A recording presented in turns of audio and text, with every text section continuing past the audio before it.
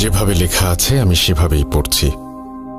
লিখছেন, আসসালামু আলাইকুম রাসেল ভাই এবং প্রিয় শ্রোতা, আশা করি আপনারা সবাই ভালো আছেন, সুস্থ আছেন এবং নিরাপদে আছেন। আপনাদের সবাইকে জানাচ্ছি হ্যালোউইনের ভয়ঙ্কর শুভেচ্ছা।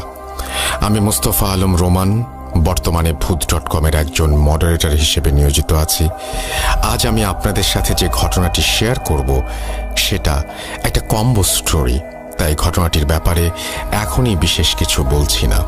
তবে আপনাদের জন্য এবং রাসেল ভাইয়ের জন্য এই ঘটনাটি হতে চলেছে হ্যালোউইন স্পেশাল এপিসোডের বিগ সারপ্রাইজ। আমি বাজি ধরে বলতে পারি এরকম ঘটনা এর আগে কখনো কোথাও প্রচারিত হয়নি, কারণ ঘটনাটি আমি নিজে সংগ্রহ করলেও লেখাটা কিন্তু আমার একার নয়। জানেন কে কে সঙ্গ দিয়েছে আমাকে?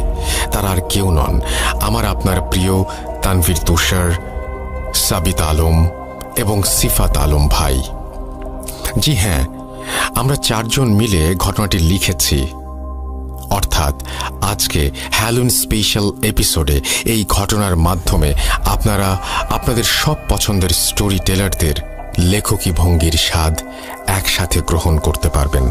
আর আপনাদের জন্য এই সারপ্রাইজের আয়োজন করার মূল পরিকল্পনাকারী সিফাত ভাইকে জানাই অসংখ্য অসংখ্য ধন্যবাদ।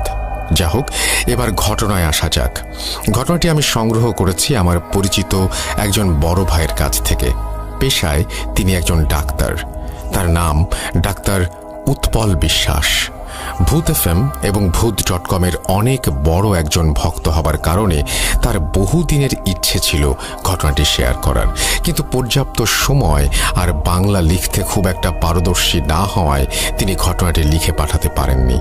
কিছুদিন আগে একটি বিয়ের অনুষ্ঠানে গিয়ে অনেক বছর পর তার সাথে আমার দেখা হয় এবং তিনি আমাকে চিনতে পেরে এগিয়ে এসে কথা বলতে শুরু করেন।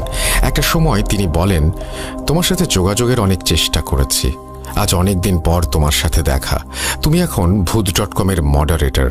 আমি তোমার সবগুলো ঘটনা শুনেছি এবং আমার কাছে চমৎকার লেগেছে। আমার কাছেও একটা রোমহর্ষক এবং হৃদয় বিদারক